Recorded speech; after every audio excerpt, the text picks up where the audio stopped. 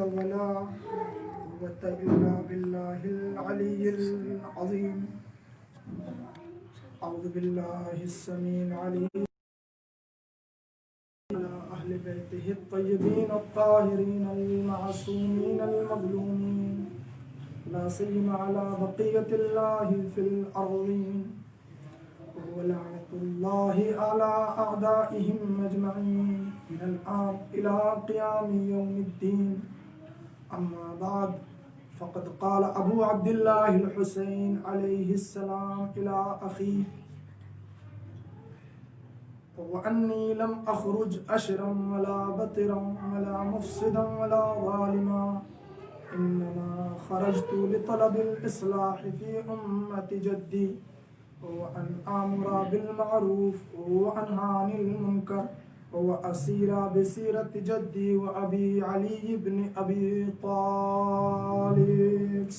اللهم صل على محمد وآل عزیزان محترم،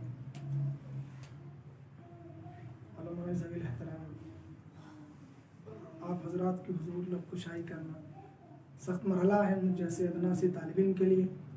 بس ابھی کچھ دیر پہلے کچھ چیزیں دیکھیں اور اسی کو مطالعہ کیا، آپ کی خدمت کو پیش کرنے کی سعادت حاصل ہوگی.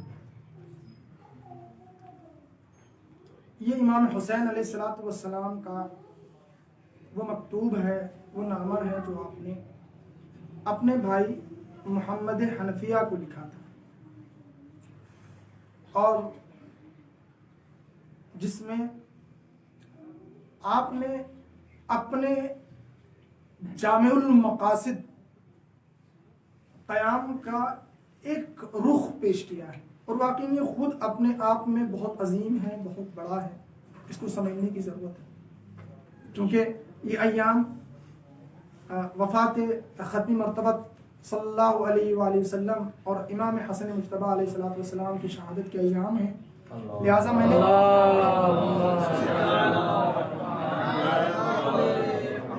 حضرات نے بارہا اس پہ خود خطاب فرمایا ہوگا، یہ تو نہیں کہوں گا سنا ہوگا چونکہ خطاب کیا ہوگا. میں جس گوشے کی طرف آج اتفاق سے متوجہ ہوا، میں کچھ اور چیز چاہ رہا تھا، لیکن آخر میں کہ حضرت نے اپنے اس آفاقی مکتوب میں جو چیز ارشاد فرمائی ہے، پہلے تو ان سب چیزوں کی نفی ہے کہ میں کسی ظلم پھیلانے کے لیے، فساد کے لیے، بربریت کے لیے قیام نہیں کر رہا ہوں، بلکہ آپ نے ایک جملہ ارشاد فرمایا: انما خرجت لطلب الاصلاح فی امت جدی، میں اپنے نانا کی امت میں جو بگاڑ پیدا ہو گیا ہے اس کی اصلاح کے لیے جا رہا ہوں. البتہ جب علماء اس پہ گفتگو کرتے ہیں، بڑی طویل و عریض گفتگو ہوتی ہے، میں ظاہر ہے ان سب گوشوں پر اور ان تمام فراز پہ گفتگو بھی نہیں ہو پائے گی. آپ نے فرمایا وَأَنْ آمُرَ بِالْمَعْرُوفِ وَأَنْهَى عَنِ الْمُنْكَرِ. ظاہر ہے یہ خطاب کا جو لحن ہے وہ بتلا رہا ہے، اس سے پہلے بھی کچھ چیزیں ہیں. وَأَنِّي لَمْ أَخْرُجْ، انی نہیں ہے، چونکہ اگر ابتدائی کلام ہوتا تو حضرت انی فرماتے. وَأَنِّي لَمْ أَخْرُجْ، اس سے پہلے معلوم ہے کچھ ایک سیاق میں گفتگو آئی، حضرت نے اس سے پہلے کچھ چیزیں فرمائی ہیں، اور پھر یہاں سے اپنے قیام کو بیان فرمایا. وَأَنِّي لَمْ أَخْرُجْ أَشِرًا وَلَا بَطِرًا وَأَنْ آمُرَ بِالْمَعْرُوفِ، امر بالمعروف کروں، وَأَنْهَى عَنِ الْمُنْكَرِ، برائیوں سے روکوں، منکرات سے لوگوں کو انذار کروں. اور پھر فرمایا ان اسیر و ان اسیر بسیرت جدی و ابی. اب مجھے نہیں معلوم اگر اس کی گفتگو ہر ایک بند پہ کی جائے تو مفصل ایک بیان ہے، لیکن مجھے ایسا محسوس ہوتا ہے، بہت جلدی میں گفتگو کرنا چاہوں گا، ایسا معلوم ہوتا ہے کہ حضرت نے ان اسیر بسیرت جدی و ابی، یہ اس گفتگو کا پورا محصل ہے اور نتیجہ ہے، اس کا راہکار ہے ان آمر بالمعروف وانہی عن المنکر. بہت توجہ، یعنی اگر سیرت رسول اللہ پہ کوئی چلنا چاہتا ہے، اس کے جو اسٹیپس ہیں، جو مراحل ہیں، جو مقدمات ہیں، وہ یہ ہیں: پہلے امر بالمعروف کرے، پھر نہی عن المنکر کرے. اگر یہ جامعے میں اور معاشرے میں پیادہ ہو گئے، قائم ہو گئے, نافذ ہو گئے, تو آپ یہ سمجھیے ہمارا معاشرہ سیرت رسول کا پابند ہے. بہت توجہ, ہمارا معاشرہ سیرت رسول کا پابند ہے. یہ بھی ظاہر ہے یہ کوئی چھوٹا سا امر بالمعروف نہیں تھا کہ حضرت کوفہ اتنے بڑے قیام کے لیے اتنے لوگوں کو جمع کرنے کے بعد جا رہے ہو یہ کہنے کے لیے بھائی تم نماز نہیں پڑھتے, نماز پڑھو. یا نہیں کوفے والوں بقالو تم کم تولتے ہو, زیادہ برابر تولا کرو. ایسا بھی نہیں تھا. یہ کام تو ایک چھوٹا سا طالب علم بھی انجام, اور طالب علم نہیں بلکہ ہر ایک مسلمان کی ذمہ داری ہے کہ وہ امر بالمعروف کرے و نہی عن المنکر کرے. تو ظاہر ہے یہ کوئی چھوٹا سا کوئی معمولی سا امر بالمعروف و نہی عن المنکر نہیں تھا جس کے لیے امام حسین علیہ السلام اتنی عظیم قربانی پیش کرنا چاہتے ہیں. بہت توجہ. وَأَنْ أَسِيرَ بِالسِّيرَةِ جَدِّي, میں اپنے نانا کی سیرت پہ چلنا چاہتا ہوں. کون سی سیرت ہے وہ رسول اللہ کی؟ بہت توجہ. وہ رسول اللہ کی کون سی سیرت ہے جس کے لیے پیغمبر اکرم کا نواسا اتنا آفاقی قیام کر رہا ہے, اتنا آفاقی انقلاب برپا کر رہا ہے کہ جس انقلاب کے بغیر, جس قیام کے بغیر سیرت رسول کا وہ جلوہ پیش نہیں ہو سکتا. بہت توجہ. ان اسیر بسیرت جدی و ابی, میں اپنے نانا کی سیرت کو زندہ کرنا چاہتا ہوں, اس پہ چلنا چاہتا ہوں. بہت ہوتے ہیں ہمارے یہاں جب عام طور پہ ہم سیرت رسول کا تذکرہ ہوتا ہے معاشرے میں, سیرت رسول سے مراد جلسے بھی ہوتے ہیں, جلوس بھی ہوتے ہیں, سیمینار بھی ہوتے ہیں, اور جب اتفاق سے سیرت رسول کی گفتگو ہوتی ہے تو حضرت کے خد و خال کا زیادہ تذکرہ ہوتا ہے. حضرت کے بال ایسے تھے, حضرت کے گال ایسے تھے, زلفیں ایسی تھی, چلتے تھے تو ایسے تھے, پائجامہ ایسے پہنتے تھے. بہت توجہ. لیکن فرزند رسول بتانا چاہ رہے ہیں یہ وہ کوئی معمولی سیرت نہیں ہے. بہت توجہ. یہ ایسی سیرت ہے جس کے لیے کربلا جیسا انقلاب خلق کیا جا سکتا ہے. یہ کوئی عظیم سیرت ہے جس کے لیے ہاں اتنا بڑا انقلاب, اتنی بڑی تاریخ. اور ظاہر ہے اس چونکہ پوری کائنات میں آپ کو ایسا کوئی آئینہ نہیں نظر آئے گا جس میں سرکار ختمی مرتبہ صلی اللہ علیہ وآلہ وسلم کے پوری قامت کے وجود کے خد و خال نظر آ جائے. بس یہ آئینہ وہی مل سکتا ہے جس نے خود وجود سرکار ختمی مرتبہ صلی اللہ علیہ وآلہ وسلم کو تخلیق کیا ہے. وہ آئینہ کیا ہے؟ جس میں حضرت کے خد و خال نظر آ سکتے ہیں. ایسے آئینے میں رسول اللہ کے خد و خال نظر نہیں آ سکتے جو خود منحرف ہو, جو خود ٹیڑھا ہو, بلکہ وہی ہو سکتا ہے جس کا کردار بھی پاک ہو, جس کی رفتار بھی پاک ہو, جس میں کسی طرح کی تحریف نہ ہو. بلا وہ کون سی سیرت ہے؟ اگر سیرت سمجھنا چاہیے مسلمانوں کو دیکھ کر رسول اللہ کی سیرت سمجھ میں نہیں آ سکتی. چونکہ ہم نے یہودیوں کو دیکھا اور اندازہ لگایا کہ موسیٰ ایسے ہوں گے. نہیں, موسیٰ کی اگر سیرت کو آپ کو معلوم کرنا ہے, پہچاننا ہے, آپ یہودیوں کو دیکھ کر جناب موسیٰ کی سیرت کا اندازہ نہیں لگا سکتے. اگر جناب عیسیٰ کی سیرت کا اندازہ لگانا چاہیں تو آپ موجودہ بائبل کو دیکھ کر, انجیل کو دیکھ کر جناب عیسیٰ کی سیرت نہیں سمجھ سکتے. پھر کہاں سے سمجھیے گا؟ کوئی ایسی سورس تو ہمارے پاس ہونی چاہیے, منبع تو ہونا چاہیے. پروردگار تیرا رسول ہے اور اس کے ذریعے جو تو نے دین بھیجا ہے وہ قیامت تک جانا ہے. پھر ہم تیرے رسول کی سیرت کو کیسے کریں, کیسے پہچانیں, کیسے ماشنائی حاصل کریں؟ لہذا اللہ نے اس رسول کی سیرت کو پہچاننے کے لیے ہمیں دو منابع دیے, دو سورسز دی. ایک سورس ہے قرآن مجید اور ایک سورس ہے اہل بیت اطہار علیہ السلام. ایک سورس ہے قرآن مجید, دوسری سورس ہے اہل بیت اطہار علیہ السلام. قرآن مجید وہ سورس ہے جس کے لیے پروردگار منان نے ارشاد فرمایا کہ دیکھو انا نحن نزلنا الذکر وانا له لحافظون, ہم نے قرآن کو نازل کیا, اس میں تحریف ممکن نہیں. پروردگار قرآن میں تو تحریف نہ ہو, ہمیں تو عملی نمونہ چاہیے. عملی نمونہ یہ ہے اولنا محمد, اوسطنا محمد, آخرنا محمد, کلنا محمد. ان میں سے کسی ایک کو دیکھ لینا, محمد کی سیرت سمجھ میں آ جائے گی.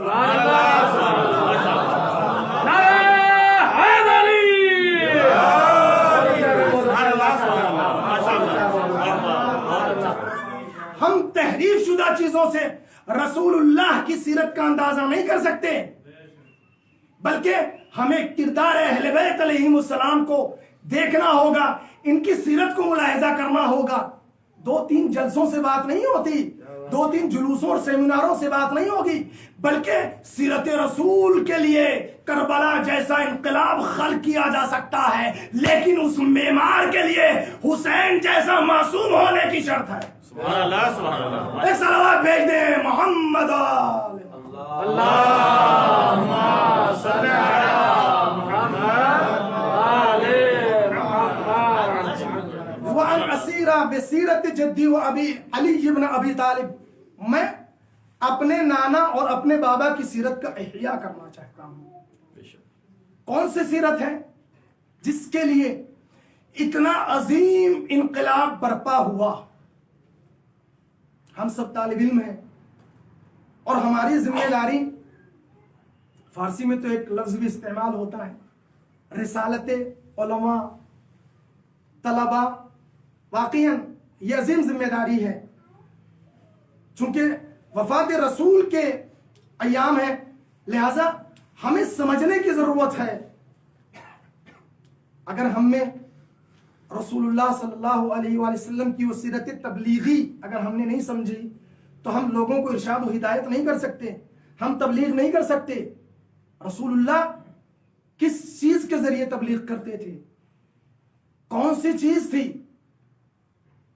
اگرچہ دنیا میں اتنے فتنے اور خاص طور پہ رسول اللہ کی شخصیت کو مسخ کرنے کی خاطر کبھی حضرت کے کارٹون کا نشر کیا جانا, طرح طرح کی ویب سائٹس, فلمیں بنایا جانا, یہ سب چیزیں ان اہداف اور مقاصد جو غرب و شرق نے پیغمبر اکرم, چونکہ ظاہر سی بات ہے جب آپ اسوہ اور وہ شخصیت جو درجہ اول کی ہے اس کو مسخ کر دیجئے, امت کا مسخ کیا جانا کوئی بڑی چیز نہیں ہے.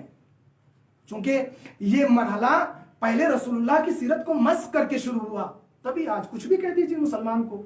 کہا رسول وہ تھے جن کے ایک ہاتھ میں تلوار تھی, ایک ہاتھ میں قرآن تھا, استغفر اللہ نعوذ باللہ من ذالک. پھر کیا ہوا؟ پھر مسلمانوں کو اسی ڈھال پہ چلانا شروع کیا اور اس پیکر میں, اس قالب میں ڈھالنا شروع کیا. آج جب مسلمان آتا ہے نا, ذہن میں ایک خونخوار کی تصویر ابھر کے سامنے آتی ہے, ایک ظالم کی تصویر آتی ہے, کبھی داعش کی آتی ہے, کبھی طالبان کی آتی ہے, کبھی فلاں جیش کی آتی ہے. کیوں؟ کیا رسول اللہ نے ہمیں یہ سکھایا ہے؟ کیا دوسرے کی جان لینا اسلام ہے؟ نہیں. اسلام کا تقاضا ہوتا ہے, وقت کے تقاضے ہیں, ان وقت کے تقاضوں کو سمجھنا اور ان مسالے کو سمجھنا اسلام ہے. نہ کسی کی جان لینا اسلام ہے, سبحان اللہ سبحان اللہ. نہ کسی کو مارنا اسلام ہے, بلکہ دین خدا کے لیے, اللہ کے لیے اپنی جان دینا بھی اسلام ہے, دوسرے کی جان لینا بھی اسلام ہے. ایک صلوات بھیج دے محمد و آل محمد پر. اللہم صل علی محمد آل محمد. پیغمبر اکرم صلی اللہ علیہ وآلہ وسلم کی وہ سیرت,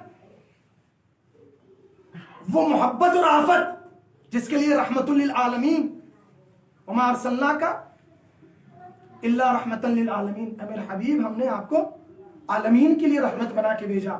رحمت اس چیز کو کہتے ہیں جو کسی دوسری شے اور اشیاء کی نجات اور بقا کی ضامن بنتی ہے. رحمت اور وجود سرکار ختمی مرتبہ رحمت بھی اسی وجہ سے تھا.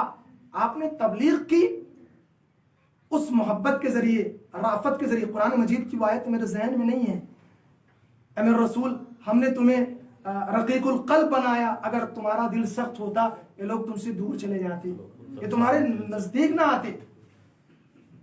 کیوں؟ وہ رحمت اور رافت رسول اللہ تھی. لوگ دیکھ کے رسول اللہ کو پہلے مرحلے میں محبوب ہو جاتے تھے, لیکن رسول اللہ انہیں اپنے پاس بٹھاتے تھے. آؤ, اس طرح اسلام سبحان اللہ بھائی, ایسے اسلام نہیں سکھایا ہے جس طرح آج دنیا میں اسٹینڈرڈ بنا دیا گیا ہے کہ مسلمان ایسا نہیں. مسلمان وہ نہیں ہوتا. ہم اسلام اور پیغمبر اسلام صلی اللہ علیہ وسلم کی وہ تعلیمات پیش کریں, آپ کی وہ سیرت پیش کریں. دیکھا آپ نے کہ جب بڑھیا مستقل طور پر کوڑا کرکٹ ڈالتی تھی, پیغمبر چلے جاتے تھے, مسکراتے ہوئے چلے جاتے تھے. ایک مرتبہ جب بڑھیا بیمار ہو گئی, حضرت آئے, بڑھیا سوچ رہی تھی انتقام لینے کے لیے آئے ہیں, لیکن حضرت نے جانے کے بعد سلام کیا, پوچھا بی بی تمہارے حال و احوال تو کیسے ہیں؟ बुढ़िया समझ ना पाई, हैरत ज़दा थी वो रसूल के वो शख्स जिसके लिए मैं इतनी मुश्किलात खड़ा कर किया करती थी, आज मेरी अयादत के लिए आ गया। और एक मर्तबा जब वो समझ ना पाई तो एक मर्तबा कहने लगी, अय अल्लाह के रसूल, जो आप लेकर आए हैं वो मुझे पेश कीजिए। रसूलुल्लाह ने बतला दिया कि देखो, दीन तलवार से नहीं फैलता, तुम्हें अपने किरदार को इतना सैकल करने की जरूरत है जो शमशीर बुर्रा से ज्यादा काम करे। सलावत भेज दे मोहम्मद।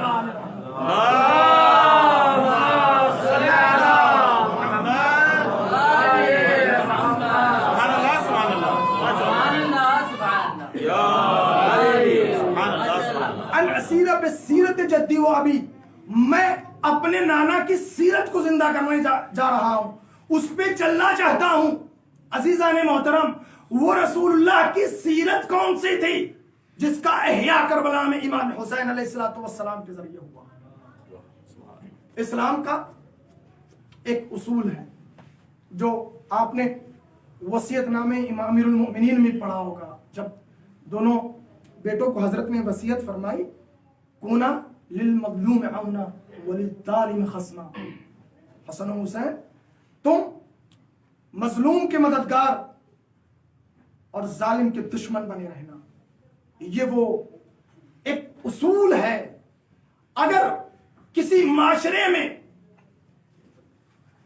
इसके बरखिलाफ अमल हो जाए, यानी मजलूम की हिमायत ना हो बल्कि जालिम की तरफदारी हो, तो आप ये समझिए वो माशरा पस्ती की तरफ जा रहा है, वो माशरा सुस्ती की तरफ जा रहा है, वो माशरा इनहराफ की तरफ जा रहा है, वो माशरा कजरवी का शिकार हो चुका है। यही तो वजह थी हजरत ने जो जुमला फरमाया था मुतअद्दिद बार हजरत इमाम हुसैन अलैहिस्सलाम के बयानात में, अला तरौना अन्नल हक़्क़ ला युअमल बिही व इलल बातिल ला युतनान। क्या तुम नहीं देख रहे कि हक पर अमल नहीं किया जा रहा है, बातिल से नहीं रोका जा रहा है? वो कौन सी चीज थी, वो कौन सा बुतलान महज इस इस्लामी माशरे में आ चुका था? सलावत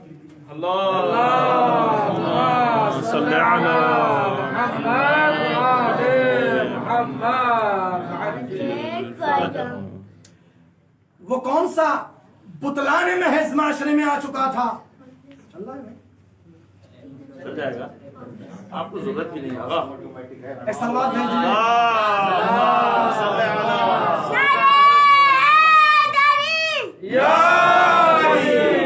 मैं ये अर्ज करना चाह रहा हूं, क्या जब इमाम हुसैन अलैहिस्सलाम ने कयाम किया, लोग नमाज नहीं पढ़ रहे थे, रोजेदार मौजूद नहीं थे, मुस्तहब्बात पे अमल नहीं हो रहा था, हज नहीं हो रहा था, सब काम तो हो रहे थे, लोग नमाजें भी पढ़ रहे थे, तहज्जुद गुजार भी मौजूद थे, रोजा रखने वाले भी मौजूद थे, और हज का तो माशाल्लाह सब लोग, पैगंबर का नवासा मक्का छोड़ के जा रहा है और पूरे आलम इस्लाम से लोग काबे की समत आके हज करने के लिए आमादा हैं। कोई एक ऐसा रुकन था दीन का जो हुसैन के कयाम से वाबस्ता था। चूंकि हज करने के लिए जरूर आ रहे थे, लोग नमाजें जरूर पढ़ रहे थे, रोजा जरूर रख रहे थे, हुसैन निकले ऐन उस वक्त जब पूरी दुनिया मक्का से मट के आ गई हो, और वो रसूल का नवासा जिसने 25 हज पापयादा किए हों ऐन मौसम हज में, तो जाहिर है वो माशरे का फसाद, यानी जब कोई जालिम, कोई तागूत हुकूमत इस्लामी और उसके इक़्तिदार पे फाइज हो जाए और उम्मत सुकूत कर ले, ये वो मरहला है जहां रसूल का नवासा अपने पूरे घर बार को लेकर निकल जाता है। बहुत बड़ा सख्त मरहला है। सलावत भेजिए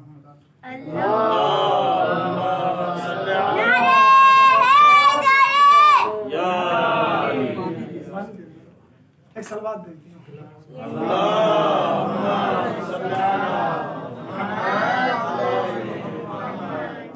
एक और सलावत इरशाद फरमाएं।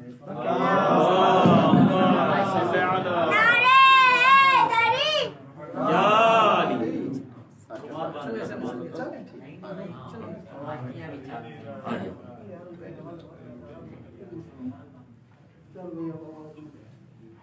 ایک اور سلوات ارشاد فرمائیں. صلی علی عرض میں حضور شما رسول اللہ کا نواسا عین اس وقت جب پوری دنیا مکہ آ رہی ہے آپ جا رہے ہیں, تو کون سی چیز تھی کہ اسلامی سماج میں اور حاکم اسلامی ایک ایسا شخص بن جائے کہ جس کا دور دور تک دین سے کوئی واسطہ اور رابطہ نہ ہو. ایسی صورت میں ضروری ہو جاتا ہے, اور یہ سب کی ذمہ داری ہے, یہ سب کی ذمہ داری ہے, صرف امام حسین علیہ السلام کی نہیں بلکہ سب کی ذمہ داری ہے. جو بھی دینی اقدار کو معاشرے میں نافذ دیکھنا چاہتا ہے اس کی ذمہ داری ہے قیام کرے. سبحان اللہ سبحان اللہ. کہ جب کوئی ظالم, کوئی طاغوت دین اسلام کے اقدار کو, دینی اقدار کو مٹانا چاہے, اور ظاہر ہے وہ مسیر اور وہ راستہ جو سقیفہ سے منحرف ہونا شروع ہوا تھا وہ یزید تک پہنچتے پہنچتے اتنا کج اور ٹیڑھا ہو چکا تھا. اب اس کو صرف خون کے علاوہ سیدھا نہیں کیا جا سکتا تھا. لہذا امام حسین علیہ السلام نے پوری جو حضرت کی قیام ہے اس میں ہر جگہ آپ نے جب اپنا تعارف بھی کرایا, اور مجھے پہچانتے میں کون ہوں, میں رسول اللہ کا نواسا ہوں, میں فرزند پیغمبر ہوں, میں فاطمہ کا بیٹا ہوں, میں علی کا بیٹا ہوں. جب آخری موقع ہے کربلا میں, جب امام حسین علیہ السلام کے تمام اصحاب شہید ہو چکے ہیں, علی اکبر جا چکے ہیں, عباس جا چکے ہیں, قاسم جا. حضرت عمر سعد اور اس کے لشکر کو مخاطب کر کے کہتے ہیں, اے لوگو کیا تم مجھے پہچانتے ہو میں کون؟ کہا ہاں پہچانتے, آپ رسول اللہ کے نواسے, علی کے بیٹے ہیں, فاطمہ کے راج دلارے ہیں. پھر فرمایا تو پھر علامات تقاتلونی, تم مجھ سے جنگ کیوں کر رہے ہو؟ اعلی شریعت غیرتها, کیا میں نے شریعت بدل دی, میں نے دین بدل دیا, میں نے حلال خدا کو حرام کر دیا, حرام خدا کو حلال کر دیا, تم مجھ سے قتل کیوں کرنا چاہتے ہو؟ آخری وقت ہے, یہ حضور حضرت التماس نہیں کر رہے ہیں یہ, اور حسین جینا بھی نہیں چاہتا. حسین جی کر بھی کیا کریں گے؟ بھلا عباس کے بعد زندگی میں کیا لطف رہے گا؟ اکبر کے پاس حسین جی کر کیا کریں گے؟ قاسم اور محمد کے بعد نہیں. حسین جینا نہیں چاہتے بلکہ بتلانا چاہتے, اعلیٰ شریعت غیرتها, کیا میں نے شریعت تبدیل کر دی؟ جان کا پیاسا دشمن ہے, خون کا پیاسا دشمن ہے, لیکن مجال اللہ ہے, کردار حسینی دشمن ہے, لیکن ایک ہی جواب آیا, بغض ابھی حسین, ہم تمہارے بابا کے بغض میں تمہیں قتل کرنا چاہ رہے ہیں. حضرت نے فرمایا کیا مجھے شریعت کی وجہ سے میں نے شریعت بدلی, دین بدلا؟ نہیں, حضرت نے پہلے گواہی لے لی اور بدلا دیا. عمر سعد کا لشکر گواہ ہے کہ دیکھو حسین اس سعد کا نام ہے جس کا دین نہیں بدلا, جس کی شریعت نہیں بدلی. ایک صلوات بھیج دیں محمد و آل محمد. اللہم صلی علی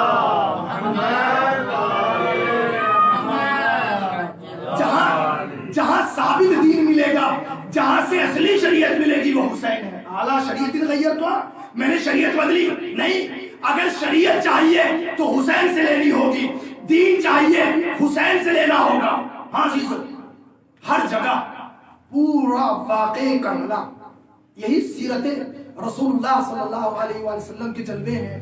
اور حضرت کا تعارف ہے, کیوں نہ ہوتا, چونکہ رسول اللہ نے بہت تعارف کرایا ہے. کبھی نماز میں جب یہی بیٹا آ کے پشت پر بیٹھ جاتا ہے اور اس کے بعد حضرت تعارف کراتے, جانتے ہو یہ کون ہے؟ یہ میرا حسین ہے. آج ضرورت تھی رسول اللہ صلی اللہ علیہ وآلہ وسلم کی اس عظیم سیرت کو پیش کرنے کی جو امام حسین علیہ السلام نے. بس میں نے اپنے بیان کو ختم کر دیا. یہ سیرت رسول اللہ پورے باقی کربلا, اس کے بعد جگہ جگہ آپ کو نظر آئے گی.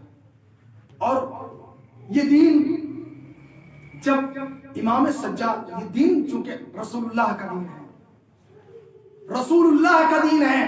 جب طلحہ کے بیٹے نے آنے کے بعد سید سجاد سے پوچھا، سید سجاد سب قتل ہو گئے، بابا بھی شہید ہو گئے، چچا بھی مارے گئے، کیا ملا تمہیں؟ مرتبہ سید سجاد ابن طلحہ کی طرف دیکھتے ہیں. ابراہیم بن طلحہ، جب اذان ہو مسجد جانا، نماز پڑھو گے نا، اس سے پہلے اذان بھی کہو گے، اور جب گواہی خدا کے بعد گواہی پیغمبر کہو تو سمجھ لینا کہ کون جیتا کون ہارا.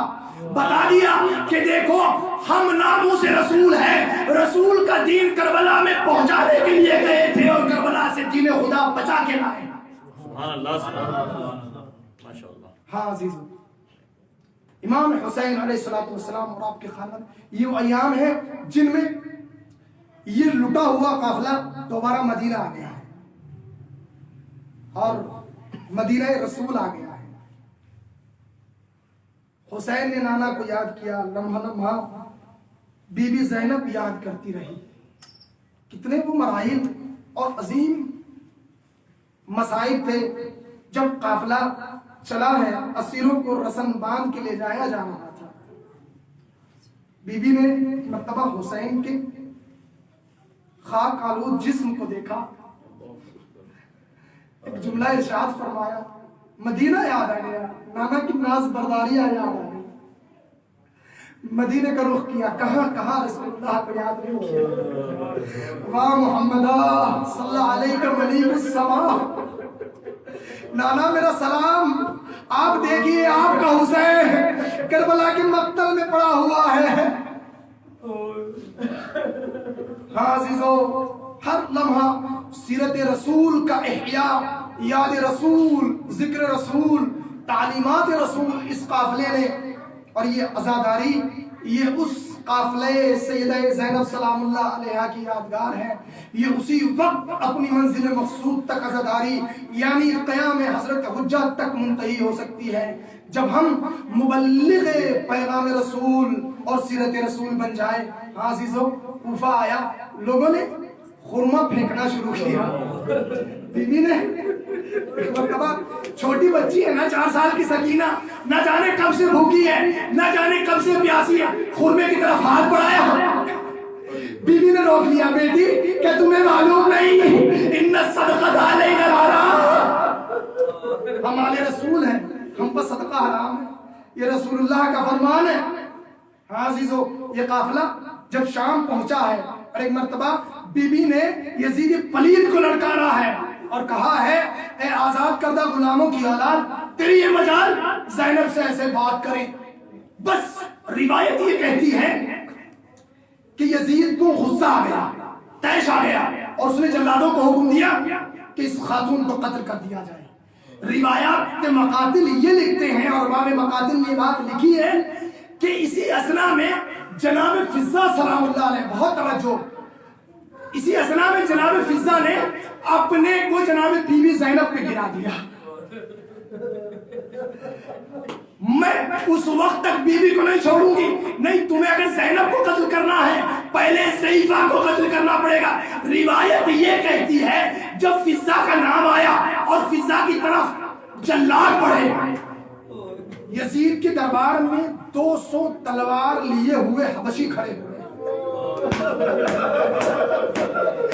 حبشی کھڑے ہو گئے اور ایک مرتبہ یزید کی طرف تلواروں کا رخ کر کے کہنے لگے، یزید تیری یہ جرت ہماری شہزادی کی طرف تیری آنکھیں، ارے زینب کو مدینہ یاد آ گیا، نانا یاد آ گئے، ایک جملہ فرمایا، یا رسول اللہ آج تیری نوازی یزید کا دربار، ارے تیری کنیز کے لیے حبشہ کے لوگ آ گئے. عزیزو، بڑا سخت مرحلہ تھا. یہ قافلہ مدینہ وارد ہوا جانا چاہتا ہے. بشیر ابن جسلم اس قافلے کا ساربان ہے جس کو یزید نے بھیجا ہے. لیکن ظاہر ہے جب یہ بیبیاں مدینہ آئی ہیں، کتنا عجیب منظر تھا अगरचे जब गए थे तो काफिला रात की तारीकी में गया था, लेकिन जब काफिला आया है सुबह की पो फट रही थी। ये काफिला वारिद मदीना हुआ। एक मर्तबा जैसे मदीने के तरफ दीवार नजर आए, छोटी शहजादी ने मर्सिया पढ़ना शुरू किया, या मदीना तुझे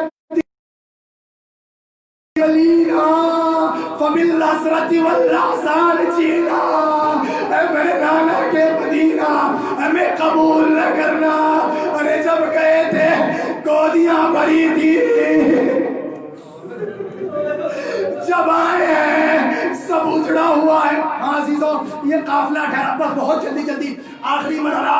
ये काफिला ठहर गया मदीना से बाहर।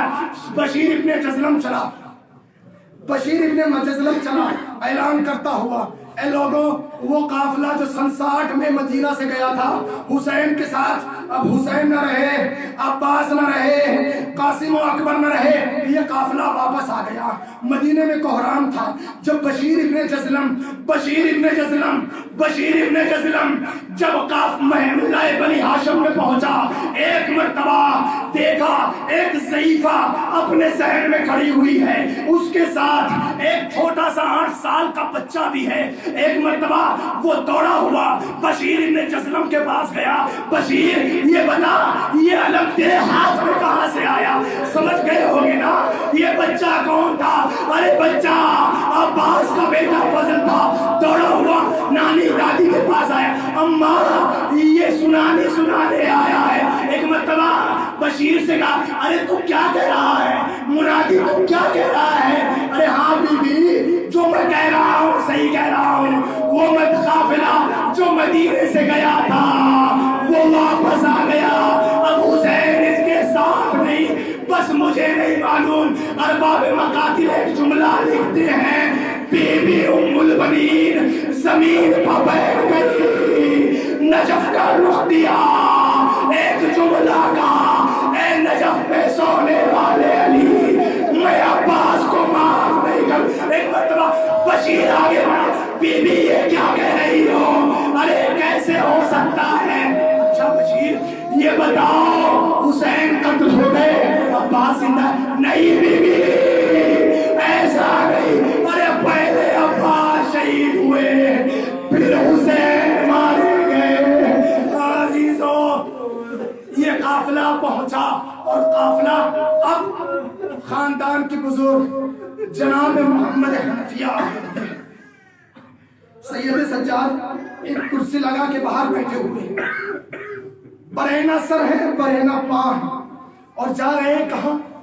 सैयद सज्जाद से मिलने के लिए। एक मर्तबा मालूम है कितना कड़ा गुजरा होगा सैयद सज्जाद। जब लौट के आए, हजरत की उम्र 24 बरस है। 24 बरस ऐन शबाब का वक्त होता है, ऐन शबाब का वक्त होता है, लेकिन जब लौट के आए हैं सैयद सज्जाद, आलम क्या है? मोहम्मद हनफिया कहते हैं, ए भाई ए ज़ईफ इंसान, जरा आहिस्ता से एक तरफ हट जा, मुझे अपने भतीजे से मिलना है। ये सुन रहा था चचा की तरफ जो तवज्जो हुए, हाँ चचा, अरे क्यों पहचानोगे सैयद सज्जाद को?